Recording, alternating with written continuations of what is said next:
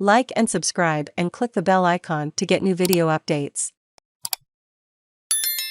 Commonwealth seizes $1.6 million Sydney home with secret room behind. Bookcase by Georgina Mitchell. April 24, 2022, 1:09 p.m. Save login, register or subscribe to save articles for later.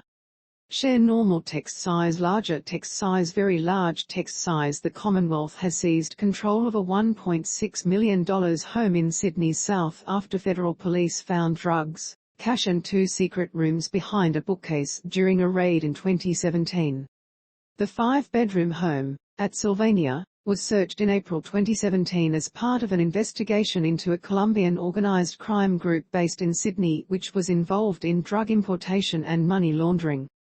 Photos of a home in Sylvania which has been forfeited to the Commonwealth. Drugs were found in a secret room behind a bookcase in a raid in 2017. Credit, AFP. Australian federal police officers found an automatic door disguised as a bookshelf that concealed 2 hidden rooms.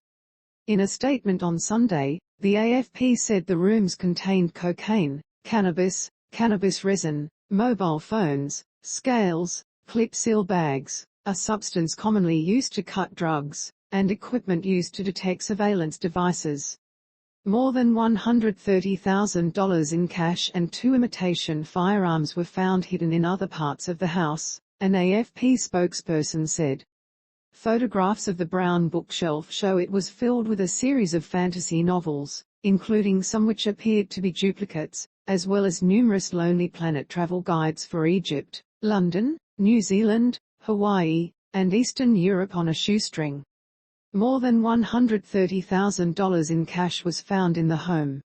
Credit, Australian Federal Police. The hidden rooms, which appeared to be under construction, were filled with rubbish and clutter including tins of paint, a tarpaulin and a tennis racket.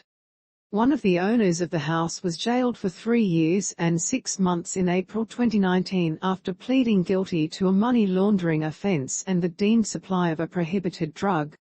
3 months later, the NSW Supreme Court made orders restraining the property, meaning it could not be disposed of, because there were reasonable grounds to suspect it was the proceeds of an indictable offence or the instrument of a serious offence. The AFP had argued the property was used in, or in connection with, various drug offences. On Friday, the 2 men who owned the property were ordered by the court to forfeit it to the Commonwealth because it was deemed to have been used as an instrument of crime. The home will now be sold, with the money deposited into the confiscated assets account managed by the Australian Financial Security Authority. The funds will then be distributed for initiatives such as crime prevention.